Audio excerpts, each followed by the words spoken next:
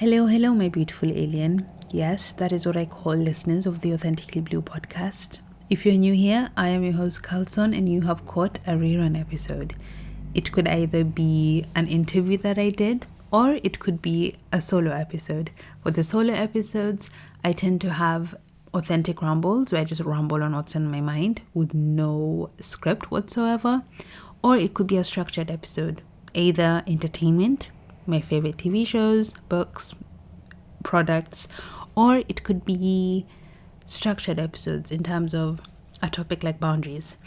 Anywho, I hope you enjoy this rerun episode and you can catch me on socials or Patreon for more content.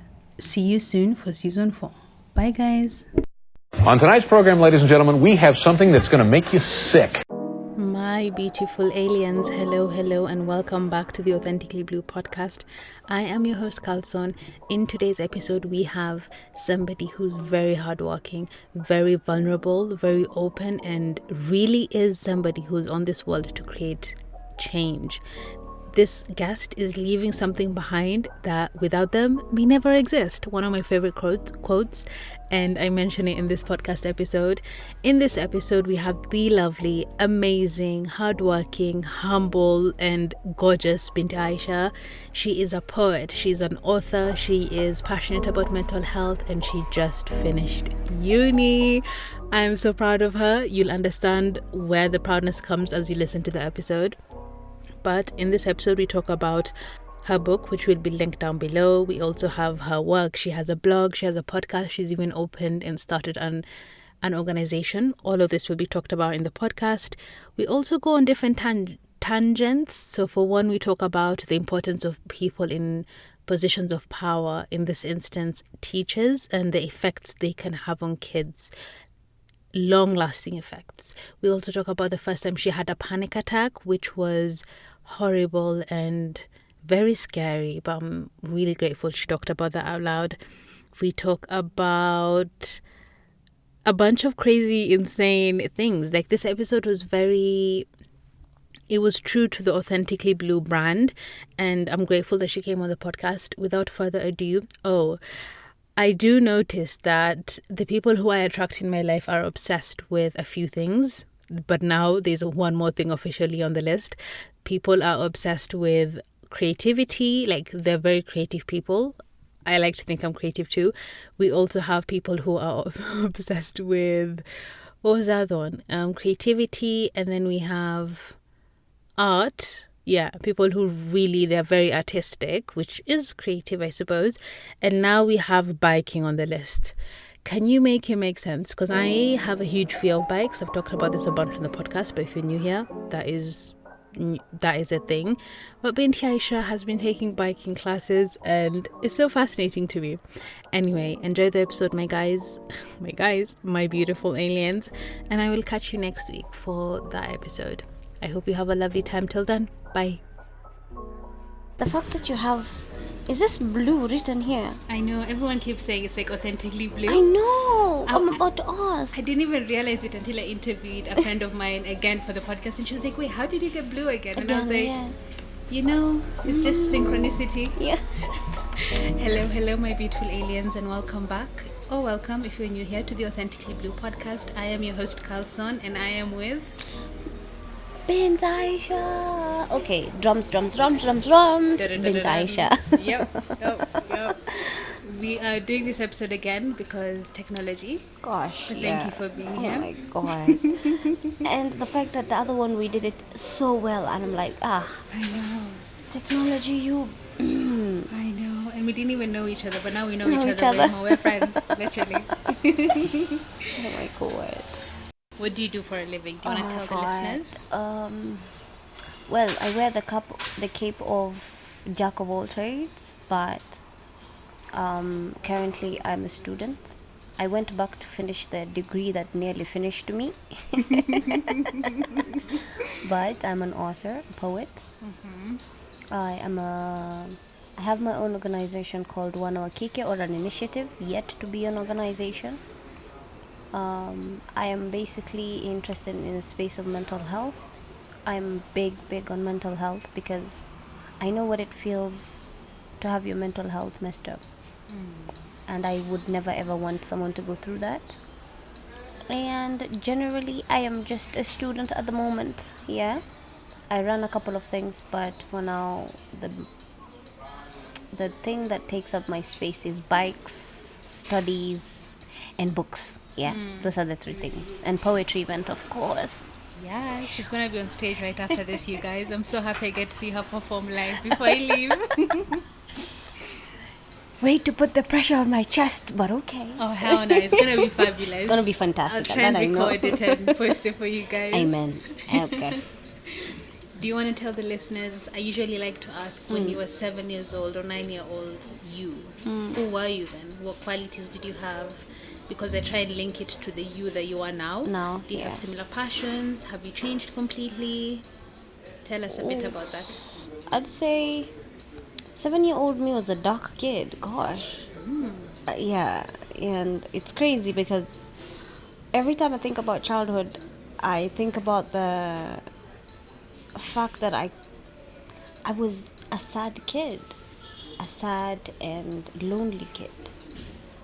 And I don't know how to describe it to you or tell you why, or I can't give you the details, but all I can tell you is I didn't know who I was. There's no way a child at that age would know who they are anyway, but to some extent, there are kids you will meet at that age now, and you'd be shocked at how amazing they know themselves, you know? iPad babies. Yeah. Forget iPad babies. They're babies who come out and they know what they want in life. They're Really? already from yeah. They're very good on no, I don't want that. Thanks. Very, very particular with that. But then I didn't know. I think, especially in the age of 9, I'd say I was depressed. But I didn't know it then, because I remember the bouts of sadness, the bouts of anger, I didn't understand the emotions then, but now I do. The feeling like you're alien because you feel so sad that you can't see life the same as other people.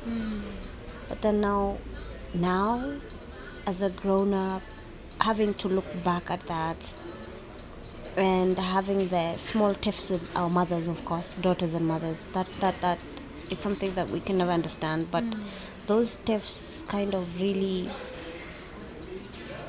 put me at a dark place, child-wise. toll Yeah, on you. yeah. Yeah. And parents necessarily don't realize how bad their words Can be. can be. They just speak and forget it. They speak and forget it, and you carry it for 20 years, and then later on you're like, the audacity, woman! How can you say something so recklessly and forget about it? They usually say words, sticks and stones can't break my bones. Yeah, But I don't words know. do break Words bones. really do. It I has feel an like- impact even if you don't realize it in the Yeah. moment. I was very shy, but my father, God bless that man wherever he is and will always be the biggest blessing Allah has offered me, genuinely, because he loved me purely. I didn't, even the times I was giving up on myself, my father would find ways to just encourage me, even though he didn't use words, you know. And for me, I'd say that, and also cartoons, animations and cartoons, they were the most happiest things I Experience. experienced during Growing up. childhood. Yeah. And even growing up, even now, I have Giving Saturday 2000 cartoons. baby. Like, yeah, it takes me back to my child, like that happiness I had when I used to watch cartoons when I was young. So every Saturday morning, I try as much as I can to watch cartoons to get that excitement. You know, the excitement we used to have when we go to Cartoon Networks, Nickelodeon, Disney. all Can you those, believe they're yeah. stopping Nickelodeon? Oh God! Oh God! Why? Beats me, but that I think now the child then would look at me and be so happy, Proud of you. very proud. And that's beautiful to hear, and I'm Yeah. glad you know that. Because you are And- doing amazing yeah. things. Yeah? And it has taken me 5 years to finally accept that part, you know, lock into the age where you know your worth, you know you're an amazing person, you know your capabilities, you know your gift, and God has gifted you no matter the pain it has brought it with. So that I'd say the kid then would look at me now and say, oh my God, I'm clapping for you. I'm cheering you on. Yeah. Looking at you and hearing you just say that right now, you made me think of a quote that I have on my Instagram bio, which is bring into this world what without you may never exist. And you Yes. embody that quote so beautifully because you are so passionate about what you do and you give it your all without caring about other people, really thinking of your creativity, which you are filled with, and may you continue to be Oh so. God. I love it, and I'm happy to collaborate with you and see you do your thing. Gosh, yes, Yes. thanks. I'm flipping my hair for you, for the guys who are at home. Flipping the hijab. Yeah, no, flipping imaginary hair. Listen, let's go with the script. It's hair. It's hair. You're not here to see it, are you? I love that so much. So you have written a book, which we just saw. Do you want to tell them where we are? I didn't even tell them. We are at a place called Bazaar, Bazaar Media Lab. In Nairobi. Yes, in Nairobi, and It's a lovely space. I'm sorry, but if you trust me for directions, you will lose. So I'm just gonna tell you it's in somewhere in Nairobi. I just don't know. Exactly It's in where. Keystone Park, Riverside. Yes. Riverside Drive. That's all I know. That's all you know. So this place, we've had I've worked with them last year for a femicide show, and I curated an entire set for women, purely on femicide, and take them through the seasons of womanhood. Because when we grow up, we are told to hate our bodies, or people make us hate our bodies. Society for money. Yeah. And if you don't hate your body, you are That's either fucked worshipped up, for your sorry. body. Yeah. It's either you hate your body and are worshipped for your body, or you hate your body and are putting pain on your body. There's never an in between where women get to explore, women get to love their body. Women are told you're beautiful from a young age. We're seeing us, the Gen Zs and the millennials, now are the ones who are actually telling their kids, "Oh, you're beautiful, honey." And it's such a hard thing. So I did a book called Divine Disorder. Oh no, I did a book called Freedom first. And the reason why I did Freedom was purely to just unshackle myself from the chains that were holding me back. The chain of imposter syndrome, the chain of depression, the chain of anxiety. Because then it was the time I was learning all these things about myself that I never knew I had. And now your life totally changes. And there are so many things, and it was the time I was about to quit school. So why not quit it in a better way than write a book and, Yeah. put the focus elsewhere. Yes. And I wrote a book. It didn't go well, genuinely speaking, I'd say. First book? Yeah, not in terms of sales though, because it sold out. We sold out an entire show. But the one thing I can say this book brought into my life that was a blessing was friends. Because it was the first book that we released unedited. Gosh, the courage I had as a woman to stand up and say, "Oh, I published unedited work." Oh my God, oh my God. We love I to see it. cringe till this date when I remember it. We're so proud But of my you. friends, God bless you guys wherever you are. I love you, I love you, and I will always say I love you. Thank you so much for taking care of me in that period. I was a depressed human being, battling proper suicidal thoughts. And my friends were the life that they breathed life into me, because they were there. They helped me organize the entire thing. They were there with affirmations, cooking me meals to keep me alive, making sure I was alive, That's so beautiful. and reminding me and affirming me and showing me and advertising and making sure the show was sold out. We got to the point where we had, in a show where we did 50 seats, 60 were sold. And we did a show where I genuinely feel when you talk about trauma and people react instantly, you've triggered enough to create the process of healing to start.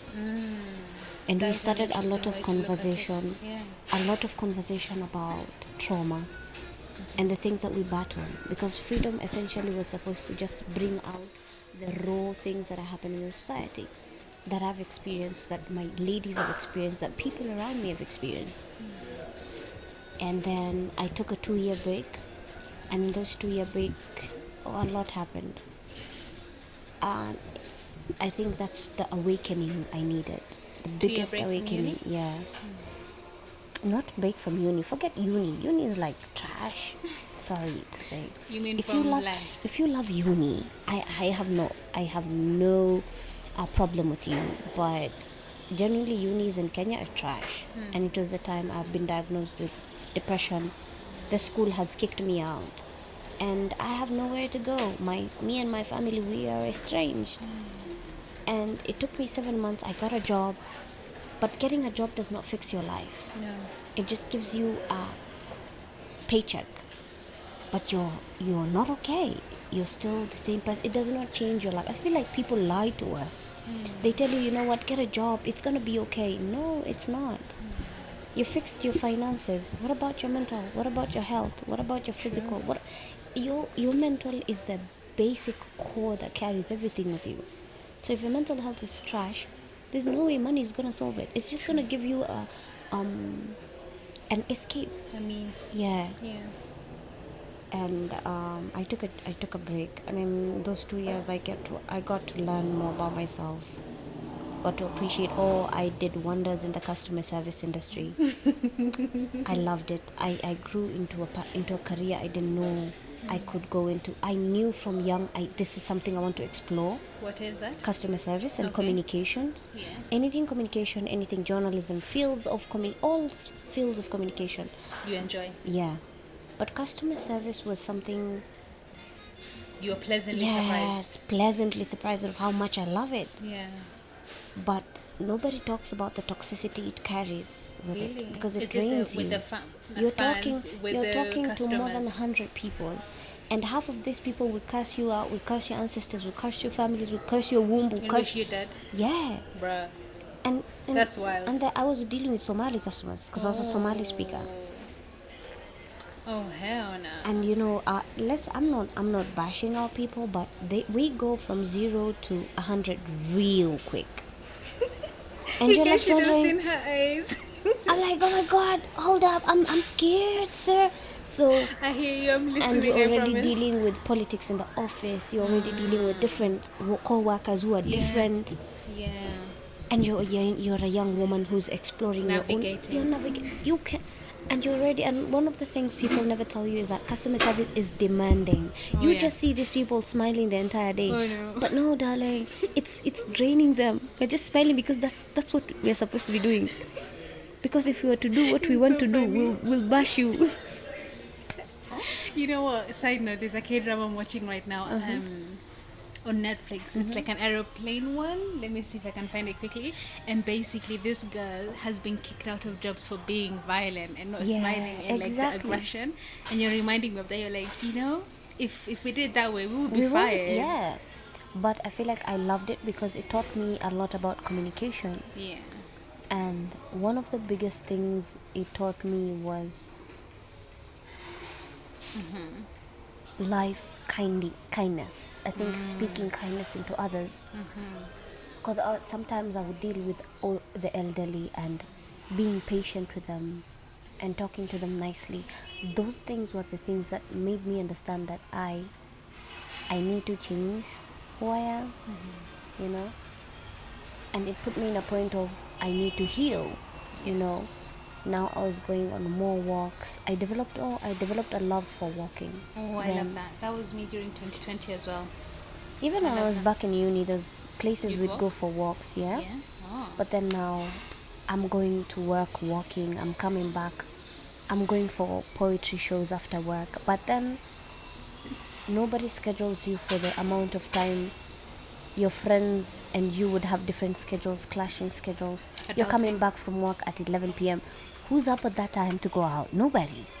You're going to work so early in the morning. Who's up at that time to walk you to work? You're alone, girl.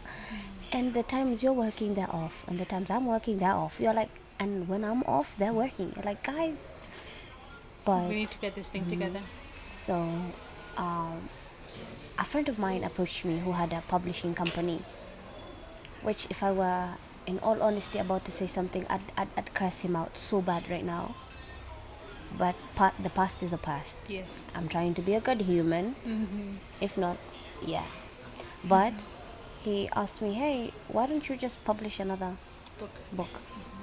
But this time, just take freedom and let's remove things you don't want to be there, the things you've outgrown, and add things that feel okay right now. Is that divine? Yeah. So polished it, sent it out, and we published it. And it was the best thing. The best thing I could have ever done. Genuinely speaking, because people are texting me, telling me, and here's the thing, everybody keeps asking me, hey, why are you not marketing your book enough? I'm like, nah, I wanted to touch you, you'll do the marketing for me. I'm not interested. It feels like it's a personal book. So if after every chapter, there are 3 chapters. Yeah. After every chapter there's a piece where you write your feelings of how the chapter, Okay. because so that everyone is like, this is so personal for me, I don't even think I want to share with anybody, because they're going to see the notes in my book. I'm like, exactly, that's why I put it there. Your book has to be personal to you, because it triggers different parts of you. What it triggers in you cannot trigger someone else. And mental health being the biggest aspect of my life, it gave me different conversations with different people, different with bipolar, people with schizophrenia. I was going to ask you, because that one, Yeah. I know someone who is schizophrenic. People with depression, anxiety, walking up to me and telling me, oh my God, I felt seen, beautiful. I felt heard.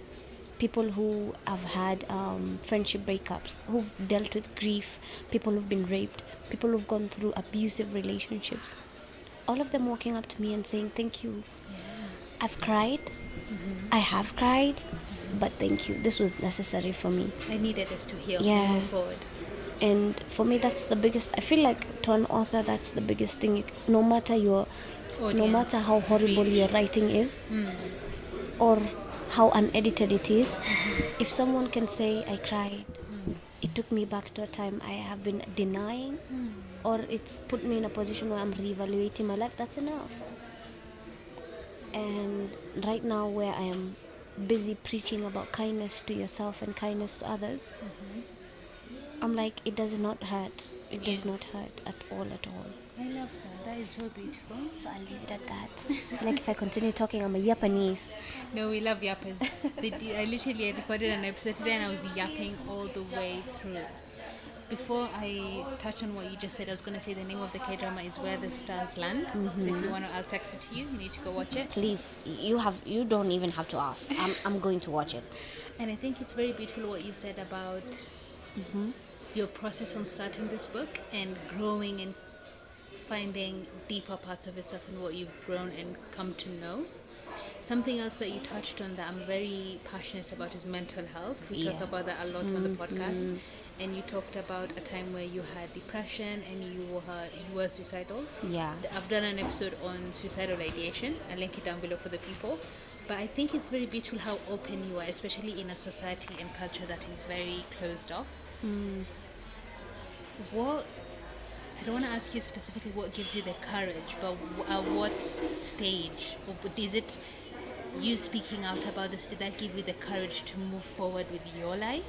Like, how has it been publicly on your social media, on your blog? You have a beautiful blog. We're going to go on that in a minute. I love your writing.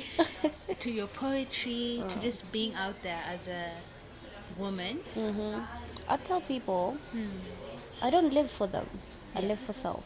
Somali woman, might I add, because there's that connotation. Yeah, a lot of people are, oh my God, you're Somali. Yeah, so I feel like as a human being, I'm living and breathing as me. So what fits me, I usually tell people, it doesn't have to fit you, but it's me. If you don't accept it, keep it on your side of the corner. I'll keep it to mine. But with all of that happening, I remember when I left high school, how horrible my high school was. I cried when I was leaving that gate, and I promised myself I would never ever want a kid to feel as bad as I felt going through high school and going through uni, as confused as I was. So I promised myself I'd do everything possible, to make a kid feel loved, feel seen, feel heard. feel like they belong and they're worthy. They don't hate their body, they don't hate the way they talk, they're not trying to be anyone else but themselves. And coming to uni, I wanted to reassure kids that, yeah, I know you feel clueless now, but give it some time. You don't have to have it figured out. You don't have to have a Prado now. You don't have to have a bike. You don't have to have... It's okay. It's okay to be in whatever financial situation, physical... that time, that period, it's okay. So for me, it's my experiences in it. I know what dark days look like. So I tell myself, I never want another human being to feel that. That's my motivation. Especially a young, vulnerable Exactly. That's my motivation. That's my courage. That's my...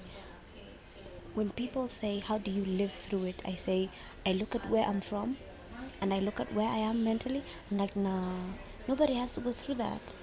Nobody has to go through the part where you're begging God, yo, man, just take me. I don't want a kid to go through that. And that's a promise I made myself like 7 years ago now, 8 years ago now. We're still young. Yeah, we're not we're old, still don't worry. young, yeah. You're looking at me like that No, was no, so no. I'm like, as I'm school calculating. buses pass by. Yeah. I'm like, oh my God. But here's the thing. I went through all that to make sure no kid has... That's You what went through keeps me that so going. no other kid can go through that? Yeah. I don't want any kid to go through that. Nor do I feel the need to pressurize a kid to be something they're not. Nor do I feel the need to be something I am not. We all happen to go through that life. There's always... 100%. Here's the thing. Psychologically speaking, we have to go through that part. It's not a bike. Sorry, I know. It's not a bike, it's a car. Okay, I'm sorry. I We feel had to like- pause I it feel for a like minute. We should have switched sides. Miss Kylie So that I here can is see. addicted to bikes. And you know what? Personally, I support you with whatever you do, but I met up with someone yesterday. Disclaimer, it was a date, and the guy's into bikes, and I was just like, sorry. This You doesn't look know, like something I want to do. I want to support you guys through everything. My people, I love Lakini bikes. I saw 2 horrible bike accidents as a kid, and I cannot get over it. I'd rather be late. That's my favorite car. You see that Ranger? Ooh, Yes. girl. See, that with speed we can do. See, we're protected. Anyway, we love you. We love what you love. Nah. We're supporting you and wishing you well. Life is too short to not do what you want to do. And no, here's the thing. I keep telling myself it's only that I haven't gotten enough money to get the bike.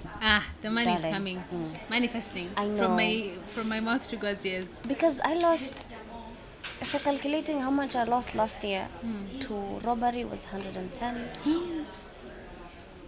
And then to miss, if I had done the event well, I wouldn't have lost 100,000. So that's 200,000 plus. I should have my own bike by now.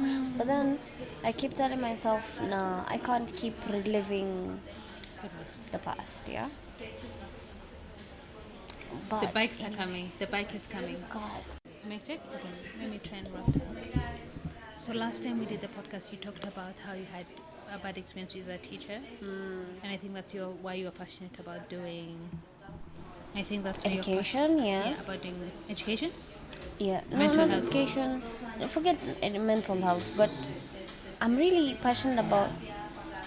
I'm very, very passionate about educators and education policies and teachers, specifically teachers, because they affect the kids a lot.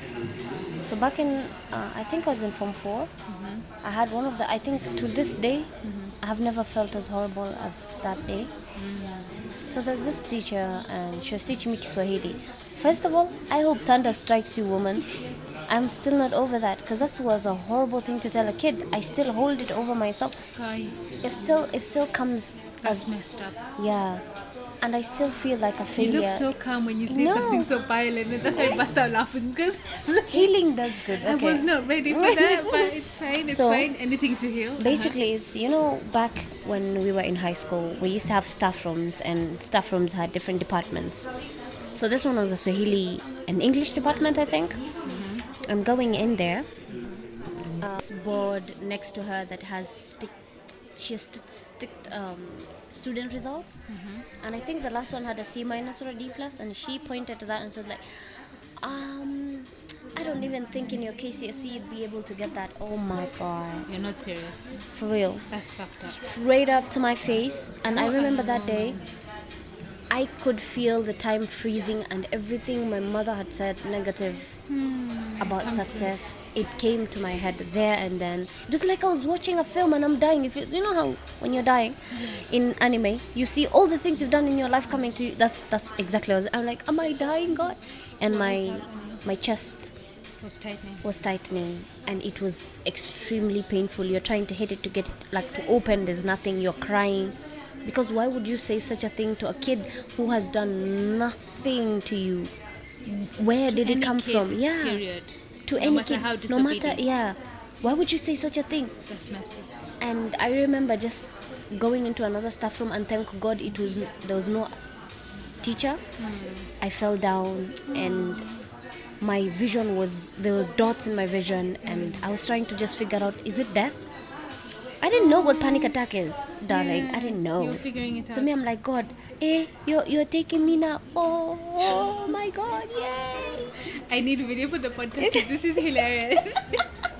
The way Okay, I'm trying to keep a honestly- straight face because they're hearing my reaction. They're not seeing my face. Yeah, but genuinely speaking, there's You were this. shocked. I was shocked at the same time, happy, Kidogo. If I'm being honest with you, there's no need to lie. Are you going to do anything to me? No, I'm being honest. There's that bit of me saying, "Oh my God, yay! Finally! Ooh, you're listening to me, sir. Thanks." I know I shouldn't call God sir, but thank you. He's taken me through a lot of seasons right now. I'm mostly grateful to him that I'm here. Yeah. So I think it's beautiful you managed to maneuver that and find your way, and you use that to fuel your passion for other people. because I said I never want a kid. Because man, she took me down. I didn't study. I was like, they've already said I'm gonna fail. You know? Yeah. Words are Why would horrible. someone do that? My mom genuinely never spoke good when it comes to me and studies and me and passing, even in primary. I'd remember her telling me, you'd go to these local schools, you're stupid, man. And I carry those until date. It's very hard to untangle yourself from those things. And they don't really see how bad these words are until we are second guessing everything in our life. Even a small win, we can never celebrate it fully because you're like, this is not good enough. You know? You're questioning moments and things. Yeah, so I'd say that woman, she messed me up real good with those words. I cannot undo what she did, but I'm glad she did because it put me at a realization that if she didn't say that to me, she would have said to another kid. But also, it's like you didn't deserve that. No kid deserves No kid that. whatsoever. Yeah. So you or another kid at all. But I'm glad you found your strength. Let's just pause for a second. Okay, now I'm gonna ask you about. I'll edit this part out. Bruh. Back, ladies and We gentlemen. have a few more questions left. Do you want to tell the people what you do, your creative endeavors? You have a blog, you have a podcast, and you have a book. Talk to us about that. Yeah. Let me tell you how I started a podcast. I had a problem telling my friends about things that were going on in my life or sharing. So you know what I did? Create a I podcast. opened a podcast feels and like a I diary when I shared. listen to Yeah. Oh my God, and it was full of tears. At first I was like, you know what? This should be a diary for people with unshared feelings.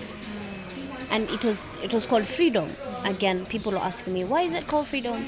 I was like, yeah, because when we started it, essentially, what we were doing is just making it open for people who don't know how to share, people who want honest podcasts that will make them laugh, cry, and feel all the things and affirm them about life, you know? We can't always be talking about sports and, you know, stories of people. Sometimes people need to be affirmed in their... So I was like, why not? And I was having trouble talking, because I used to tell people after I've gone through something, and I'd laugh about it, and they'd be like, what's wrong with you, girl? Are you okay in the head? And I'm like, so it was like an assignment to myself as a healing. And my blog, oh my god, my blog. I opened it 5 years ago. Actually, we just hit a 10K view last week. Yes, I saw. I was like, congratulations. I am yet to celebrate it. I know the hard work of trying to get people to. I blog at 3 a.m. in the morning, and I post it, and people are like, what are you doing up in the morning at 3 a.m.? Are you okay? Basically, my blog is about poetry, about all the things that we bottle up that we don't talk about, the hard parts, the difficult parts of life, because you can never appreciate the good things in life if you haven't gone through the bad things. Sadly, as that sounds it sounds crazy, I know, but then unless someone has been unkind to you, you can never know what the value of kindness is. That's true. Yeah. So and I have a book, Freedom, Divine Disorder. Freedom is out of the market. I haven't reproduced it. I'm too scared to put it back. For Divine Disorder, I have 100 copies in my house just laying around. Ooh, that I can yeah. If you're listening, please order up. I'll leave like a code, so if they come to our website, yes, they please. can, yeah. And I have bookmarks as well, bookmarks that are supposed to make people feel a bit better about themselves. One, it says, my love, you're beautiful. My love, you're magnificent. The other one says, even if you were to go far away from me, something of that sort, I would still love you as artists. And the other one is live, love, and laugh. I like that one. And one more page. Nice. So that one more page, like continue. That's beautiful. To give people the idea of just continue, just one more page, because we're going through a lot, darling, and the reading culture has gone down drastically, and I feel like it's necessary now to live just one more day, one more page, one more sentence, just one more of whatever it is you're doing. We'll figure it out tomorrow. There's so much power. Yeah. I find that beautiful. So yeah, we'll definitely do a part 2. Yes. And dive in deeper. Yes, please. I'm in for it. I'm a yapper. Congratulations. I can't see you on stage. Thank you.